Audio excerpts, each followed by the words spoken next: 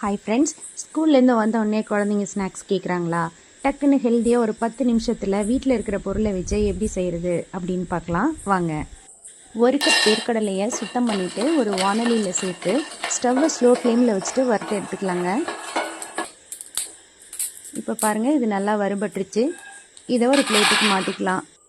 இப்போ அதே கப்லேயே ஒரு கப் அவல் எடுத்துக்கலாங்க. அதையும் வானலியில் சேர்த்து லேசாக வறுத்து எடுத்துக்கலாம். அதை நம்ம கையில் எடுத்து இப்படி தேய்ச்சி பார்த்தோம்னா நல்லா உடஞ்சி வரணும். ஸோ அந்த அளவுக்கு வறுத்து எடுத்துக்கலாம். இதையும் இப்போ ஒரு பிளேட்டுக்கு மாற்றி வச்சுக்கலாம். இதை ரெண்டையும் கொஞ்சம் நேரம் ஆற விட்டுடலாங்க. வேர்க்கடலையை தோல் நீக்கி சுத்தம் பண்ணி எடுத்துகிட்டு வந்துடலாம். ஆறுனதுக்கு அப்புறமா இந்த அவல் பாருங்கள் எவ்வளோ கிறிஸ்பியாக இருக்குன்னு சொல்லி. இப்போ இதை ஒரு மிக்சி ஜாரில் சேர்த்து நல்லா நைஸாக அரைச்சி எடுத்துக்கலாங்க.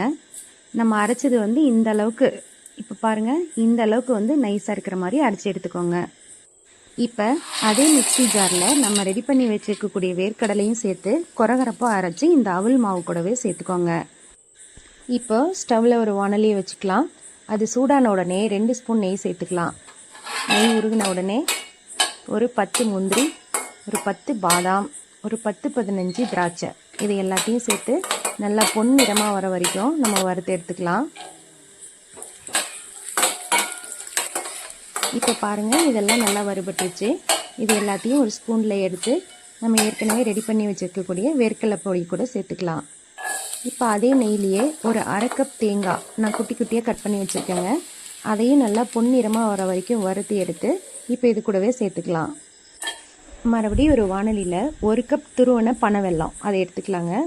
அது கூட ஒரு 3/4 கப்பு தண்ணி சேர்த்துக்கலாம். ஸ்டவ் ஆன் பண்ணிவிட்டு இதை நல்லா கலந்து விட்டுருங்க. இது ஒரு கொதி வந்த உடனே இதில் கல், மண், தூசு இருக்கும் அப்படிங்கிறதுக்காக அதை நம்ம ஃபில்ட்ரு பண்ணி எடுத்துக்கலாங்க. இதை ஃபில்ட்ரு பண்ணி எடுத்து மறுபடியும் அதே வானிலையில் சேர்த்துக்கலாங்க. இதுக்கு பாகுபதெல்லாம் தேவையில்லைங்க. நல்ல கொதி வந்த உடனே நம்ம ஏற்கனவே ரெடி பண்ணி வச்சுருக்கிறது எல்லாத்தையும் இதில் சேர்த்துக்கலாம். ஸ்டவ்வை ஸ்லோ ஃப்ளேமில் வச்சுட்டு நல்லா கலந்து விட்டுருங்க. உங்களுக்கு வேணும்னா நீங்கள் இப்போ இதில் ஏலக்காய் பொடி கூட ஒரு அரை ஸ்பூன் சேர்த்துக்கலாம். நான் இப்போ சேர்த்துல. இந்த அவல் இந்த வெள்ளைப்பாகில் நல்லா வெந்து ஒன்று சேர்ந்து வர வரைக்கும் நம்ம இதை நல்லா கிளறி விட்டுக்கலாம். சுகர் பேஷண்ட்ஸ் கூட இந்த ஸ்வீட்டை நல்லா தாராளமாக சாப்பிட்லாங்க. ஏன்னா இதில் சேர்த்துருக்க பொருளோட கிளைசிமிக் இண்டெக்ஸ் எல்லாமே 35க்கும் குறைவாக தாங்க இருக்குது. அவ்வளோதாங்க, நம்ம ஹெல்த்தியான ஸ்வீட் இப்போ ரெடி ஆகிடுச்சு. இப்போ உங்களுக்கு என்ன ஷேப்பில் வேணுமோ அந்த ஷேப்பில் இந்த ஸ்வீட்டை நம்ம மோல்டு பண்ணிக்கலாம். எனக்கு இந்த ஸ்பூன் மாதிரி ரவுண்ட் ஷேப்பில் வேணுன்றதுக்காக நான் இதை எடுத்துருக்கேங்க. இப்போ நம்ம ரெடி பண்ணி வச்சுருக்கிற ஸ்வீட்டை ஒரு பால் மாதிரி உருட்டி இந்த மூடியில் வச்சு நல்லா ப்ரெஸ் பண்ணி விட்டுருங்க.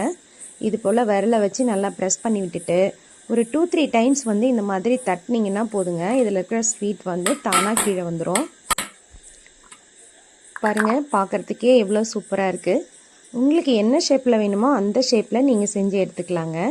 ரொம்ப ஹெல்த்தியான டேஸ்டான ஸ்வீட்டு இப்போ ரெடிங்க. மீதி இருக்கிற எல்லா மாவையுமே நம்ம இந்த மாதிரி ரெடி பண்ணி எடுத்துக்கலாம். ஒரு அட்டகாசமான ஹெல்த்தியான ஈவினிங் ஸ்நாக்ஸ் ரெடி. நீங்களும் வீட்டில் ட்ரை பண்ணி பாருங்கள். எப்படி இருந்ததுன்னு சொல்லுங்கள். வீடியோ பிடிச்சிருந்தா லைக் பண்ணுங்கள், கமெண்ட் பண்ணுங்கள், ஷேர் பண்ணுங்கள். தேங்க்யூ ஃபார் வாட்சிங்.